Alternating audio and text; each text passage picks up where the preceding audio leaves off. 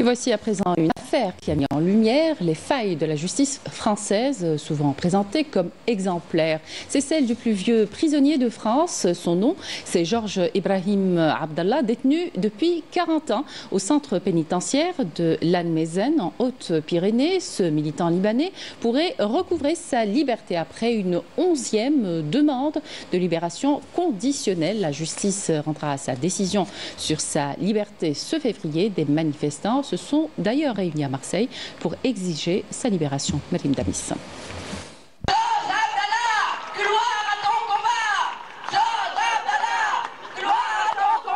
À Marseille, des centaines de militants se sont rassemblés début janvier pour réclamer une fois de plus la libération de Georges Ibrahim Abdallah.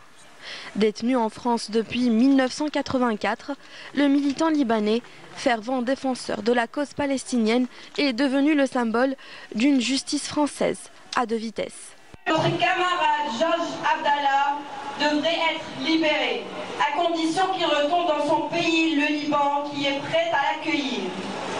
Cette décision fut aussitôt suspendue par l'appel du parquet national antiterroriste, démontrant ainsi l'acharnement continu de l'État français à l'encontre du plus vieux prisonnier politique en Europe.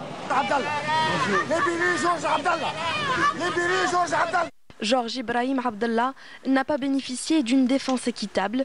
Beaucoup de zones d'ombre planent sur son procès qui était loin d'être impartial. Une situation qui a mis en lumière les failles de la justice française, souvent présentée comme exemplaire. Aujourd'hui, il purge toujours sa peine, bien qu'il soit éligible à une libération conditionnelle depuis 1999. Maître Mazurier, l'ancien avocat de Georges Ibrahim Abdallah, a confirmé hier soir sur Antenne 2 « Je ne suis pas seulement avocat, j'appartiens à la DGSE ». Moi, je reconnais aujourd'hui devant vous que j'ai les mains sales, que j'ai fait un seul boulot, j'ai été manipulé, mais surtout, avant tout, j'ai agi sur ordre de l'État. Saviez-vous qu'en France, il y a des prisonniers politiques toujours enfermés, et pas n'importe lesquels? Aujourd'hui, on va vous parler de Georges Ibrahim Abdallah, un militant communiste libanais, fervent défenseur de la cause palestinienne, qui est incarcéré depuis 41 ans. Ça fait de lui le plus vieux prisonnier politique d'Europe, voire du monde. Une nouvelle audience pour sa libération est prévue dans moins d'une semaine, la 10e après 9 refus depuis 25 ans. Selon l'ancien chef des services de renseignement français, Yves Bonnet, la raison du maintien de Georges Ibrahim Abdallah en détention pendant toutes ces années réside principalement dans les pressions politiques. Pour lui, Abdallah est perçu comme une menace pour les intérêts de certaines puissances internationales, ce qui expliquerait son emprisonnement prolongé.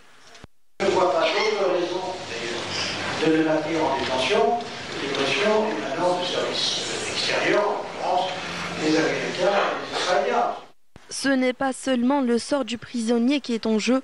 Georges Ibrahim Abdallah a passé de nombreuses années enfermé dans sa cellule, soumis à des tortures psychologiques, sans aucun espoir d'une libération.